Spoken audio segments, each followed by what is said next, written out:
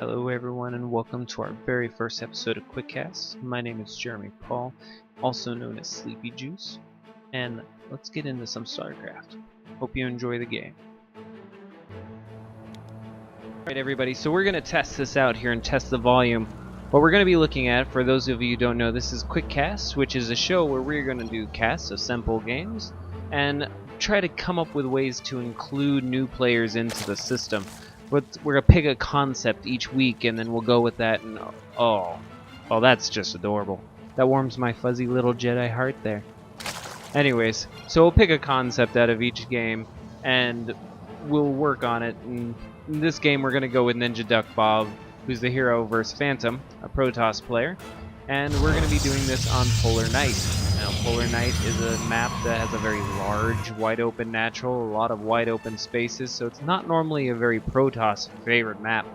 In fact, so much so that most Protoss at high level just veto this map. In particular, I know on meta they were talking about that. There's just too much airspace. So it does have a few interesting things, including the weird third that's off to the back that nobody actually uses as a third. It's usually a fourth or a fifth base. It's just so hard to get to. But we'll go into that. Now, the concept for today, as both of these players are starting up their builds, this is a gold level game, so there's not going to be real tight builds that we're going to go into. A lot of this is going to be slightly odd stuff. So we're going to go like the Zerg's going to go with a pretty simple expand into a hatchery into gas for speed. He's then going to get a macro hatch, and then a third, and then a fourth. On the other hand, the Protoss player is actually going to go Gateway, Forge, Cyber Core into an expansion. So it's a very long, kind of drawn-out build that doesn't make a whole lot of sense, but it's Gold League. They're having fun. They're learning a game. Now, what we're talking about is we're going to talk about droning. Droning is an interesting dynamic for Zerg players as far as macro, and how a lot of new players have trouble with it, simply in the fact that you never quite know when you're supposed to drone.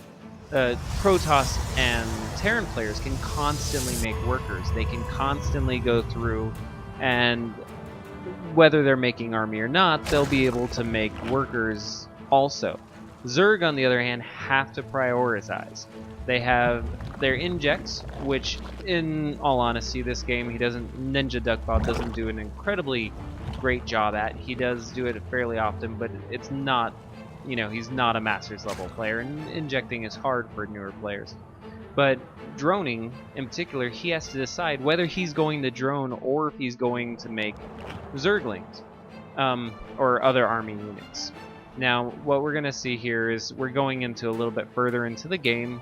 This is going to be an attempt for a third. So originally this was the plan for NinjaDuckBob, was to take the third, but it gets blocked by the probe, in which he's actually going to then chase all the way over to the Protoss base. And while we get over there, he's then able to corner the probe against the Zealot. So just forgetting about drone drills and all this stuff, he corners the probe there, trying to get by and kills him, and then just stares down the Zealot. He's like, come at me, bro. And the Zealot does not have any of it. He's not going anywhere. Really good hold position, actually. And what we see here, it's kind of moving along, is we see Zerglings coming out. Now, he's made an enormous amount of Zerglings for only seeing one Zealot and seeing it just blocking the ramp. There was no scouting, no Overlord scouting, anything like that, so he's using his Zerglings to kind of get a feel, and he's going to run 4 of them all the way up to the front. Now, when he gets up there, he's going to have the choice of droning or making more forces. He's going to lose his Zerglings here, and he's going to run back. He's going to sit there at the front, which is good. We want to see what's coming out of the Protoss base. But he's then going to go and make several more Zerglings, and he's going to station these about mid-map, just on his side of the mid-map. Instead, all of these Zerglings could have been drones. In the entire game, NinjaDuckBob, even though going up to 4 bases without being attacked and a macro hatch, never gets over 40 probes. Now that's just not enough drones for a Zerg player that is on 4 bases. Now, we should be seeing somewhere close to 80. So NinjaDuckBob, if you're listening, make more drones. Now what you have is you have your Zerglings positioned out in front of the base. Use those as spotters. Only make army when you need to, and then you only want to make enough army to actually hold off the attack, and then go back to droning until you're up to your specific drone number you want to be looking at. Now macro is going to be around that 75. If you're into some sort of 2-base all-in or anything like that, there is going to be a certain amount of drones you're going to want to shoot for. And that's a slightly different situation. Now here at the 10-minute mark, we can kind of see how this game's turning out. We have 40 probes and 40 drones basically for each. Income's basically the same. We do have 3 bases for the Zerg and a macro hatch. And we're not really seeing a whole lot of aggression out of any of them. Now, jumping slightly ahead to around the 11-minute mark, we're able to see that there's not much change in the drones, but a Spire is started, as well as a probe actually leaving the Protoss base to do some forward aggression on the future 4th base here. Now, having seen that probe come out, and hopefully by this point in time you would actually be able to start getting units ready, but as it is, he only has 0-0 lings, and he's unable to actually see that pylon. That pylon is gonna warp in basically without any sort of still can't see it. There's nothing that the Zerg player can do right now until he sees that. Oh, and there's some cute chat here about the how fast the Overseer was. The new Overseers are fast. So he's warping in just 2 units. He has 1 attack done. The Spire is not quite finished. Luckily, we have all these Zerglings, so go ahead and send these Zerglings in. Now, it should be noted that we're at 2,300 minerals for the Zerg player, and he's at 27 larva. He's not really hitting his injects. At this point, he could have that. So he has make 104 lings right now, 104 just off the top of my head. Now, we see the Protoss push out. The Zerglings are going to go straight for a counterattack. They're actually going to catch... Oh, they catch an Immortal up there, and they just run right past him. So that Immortal is safe. He's going to join the thing. So we have a Sentry Immortal army with a Stalker base for the Protoss coming up against 0-0 lings. There's a couple of force fields able to lock him out. And it's going to get cleaned up. And I think this right here is the turning point. Now we have 13 mutas about to pop at this moment. But without the lings or support, the mutas are just floating up high. And you can see, oh, here they come. They're popping out. And it looks like they're going to come at a good angle. Now they're coming in over the sentries, which is fine. See if you can pick off the sentries, you get a Guardian Shield. Mutas can do a lot more damage. Guardian Shield's actually really strong. It almost negates an entire attack from their bouncing attacks. And it looks like Protoss is just going to take that base, and the mutas are going to bug out. Good choice. They're going to go do some harassment up top. We'll try to even things out there. Now, the drone thing is really going to hit hard here because he now needs to be producing army, and he still does not have a good economy. So what we'll have is we're going to see the Protoss here push into the natural. Meanwhile, the mutas are up top, and they're going to be harassing the main, and every probe there is going to die. You can see them even pumping out more because they're trying to get out. Here comes the link. He's finally producing lings to try to help clear the ground army. And what we have, okay, so he's going in, attacking the natural here. There's not much resistance, although there's a little miscontrol there where half the army wasn't attacking. He's still got that going. Oh, and he's able to block the ramp with a force field. That's great. The drones are stuck. The drones are stuck. They can't get out. Oh, but he only has one sentry. One sentry just isn't enough DPS, man. Alright, so the sentry's full, and the army is still just sitting there. Okay, there it goes. You see, he grabs the army, pulls back. The mutas emptied the natural expansion. There's no probes left up there, and the APM right now we saw is it's not spectacular, but they're really going with all they have. He's going in, he's moving into the main here. We see the mutas actually picking up reinforcements and taking them off one by one, which is great. Now there's no probes left. All he has to do is hold this push. NinjaDuckBob just has to hold this push, and this game is his. There's nothing left, but what's he going to do at this point? He does not have the injects for this. He doesn't have the egg saved up. He's basically running low on, he only has 2 tech buildings in the entire thing. That's a good engage there. Oh, decent force fields, catches all the drones and Zerglings up to the north, and the mutas are taking down a fair amount. Obviously Guardian Shield is great, but wish he'd picked off those sentries earlier, and he pushes back, and the mutas just have to bug out. There's just not enough of them. Now we do have, it looks like this Immortal's going to get picked off by the, there we go, the spines coming through, at least for a little bit. And right now he's pushing down into the main. Now we still have 0 production from the Protoss player. NinjaDuckBob still has a chance here. Still has a chance. He's going to lose all of his tech. He has 2 tech buildings, the Spire and the spawning pool, and they're gone. And we can kind of see here, we have a counter attack going back up to the main there, where he placed some cannons a few minutes ago. See how that goes. Oh, they're not actually built yet. Oh, and he saves that drone. That's a good run. Oh no, that one drone dies.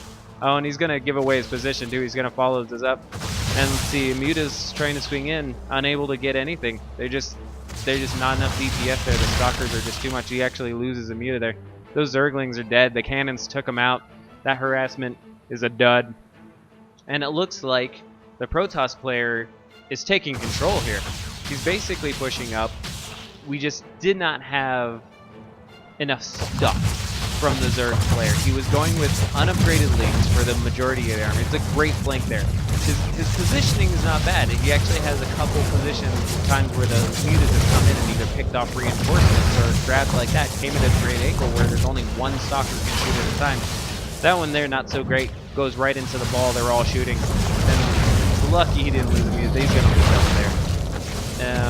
Yeah, so that's going down. He loses 2 mutas there.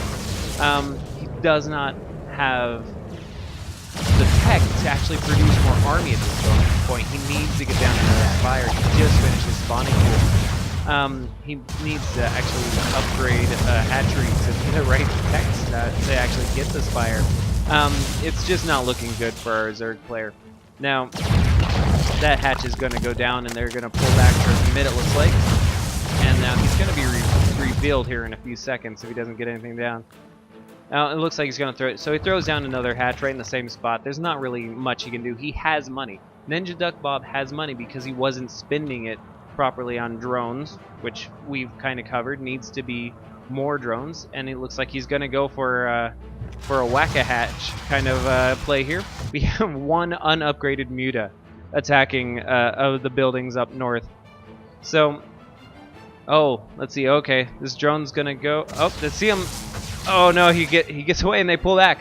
The move commands. Everybody's move commanding today, and it looks like we're gonna have 3 hatches up. No production, no drones, but oh, he's gonna pull the. Oh, the mutas almost get picked off by the cannons there. Good pull by the probes, but just not enough. Now, all right, we see the hatch with the observer. This really is just unless he can muster some sort of defense with both lanes and mutas, he's gonna have a hard time. The unupgraded mutas might take like 20 minutes to kill just a single immortal at this point. So, oh, we have a mothership in there. That'll help out, hopefully. Assuming we can get a mothership to actually put off the Nexus cannon, which he hasn't done all game, even though the mutas have been harassing up there. We see that one Muta there is actually just killing away. We have another Muta not doing anything. And we have drones trying to escape. They're basically running from the army, trying to give them a little bit of misdirection, not show them where they're going. But it does look, if we look off to the right, it does look like that Stalker's going to see that hatchery. So we have 1 hatch down out of 3. Stalker's going to see the second hatch here. He sees the creep. The army is probably going to turn around and actually head back. There we go. Now the drones are going to try to do the best they can while the mutas basically try to pick apart the opponent's base, but at doing as little damage as they do, this will literally take forever. Like the game would should they happen to kill the Protoss army, the Zerg player will win, but it'll take him 20 to 30 minutes just to kill off the pylon. Now, so it looks like this army is going to take down this hatch. We still have the mutas picking off the buildings in the main of the Protoss. There's still a lot of minerals for the Zerg player, so he still has the ability to build stuff. And he's going to come down and pick down the spawning pool here because it's time for it to go. And it looks like he's going to go after the last hatch there, which amazingly they're about to build spines there and just decided not to. And that's something we get with Gold League. It's normal for there to be a little bit of miscontrol here and there. It makes the game a little bit more interesting, a little bit more random. So he is building one spine, he is having the rest of the drones just sit there. It has been spotted by the observer. It's only a matter of time till the army actually works its way down there. The question is, when is the mutas going to actually come back and engage that army? They need to do it with some sort of efficiency. If it goes just straight at it, it's going to be so close that one muta is not going to be able to end the game, especially if there's a mothership or 3 cannons floating around up in the north. Now he takes down the last hatch, which is great. He's going to back off and then come back for the spawning pool, it looks like. And the drones have hidden up in the north, so it's of the base there. So we're going to see if he goes around. The mutas are finally coming home. Okay, so and he collects the idle muta. The mutas are coming back. This is the chance he's been looking for. Oh, those drones are going to get seen. The Sixth Sense. Oh, those drones are goners. None of those drones are going to survive. They're just going to die. And we're officially down to 0 drones now. There is, however, the hatch started in the top left, so at least there's no vision. As far as the Protoss player knows, the Zerg has a fully mining base somewhere. He has to keep going. So we'll see. The Zerg, the mutas took an engagement there, didn't quite commit. And they're gonna fly back. Oh, and he flies right. Oh, and he loses. Oh no, that poor muta had not a chance. Not a chance. Oh, and he's going to go and goes straight for the Stalkers. Great choice. Now that he should be able to beat this. 4 mutas should be able to beat 3 Stalkers. Not a whole lot of focus firing going on here, but that's okay. Again, we're in golded. So, and he's taking down, he has this. That's going to be 2 mutas against him. But even then, is that enough? Even if he takes down these Immortals, he's not going to have enough mutas to actually take down the cannons. Oh, and he splits them up. The Immortals going back. And the mutas are following. That leaves 2 Immortals going up towards the other base. One's splitting down the check the lower expansion, but this one's found it. Yeah, he'll pull that one back. That muta, I bet you that's the same muta that was just sitting up at the top of the north base, going, you know, guys, I don't wanna really shoot anyone right now. I'm just gonna stay here. All right, so this is it. This is the last hatch. If he can't get those mutas up to distract it, or get this drone to lay down a hatch with that last 300 minerals, it's gonna be over. That Immortal's gonna be dead, but it looks like this hatch is gone. And that's it. The game's over. Now, we'll go through this real quick. Just the idea here is that we want to make drones when we're not being attacked. 40 drones on 4 bases just isn't enough. So just make drones, use those lings that you have at the beginning to scout, and then once you have full saturation, then switch over. Anyways, I hope you guys enjoyed it, and watch more of my videos. Bye.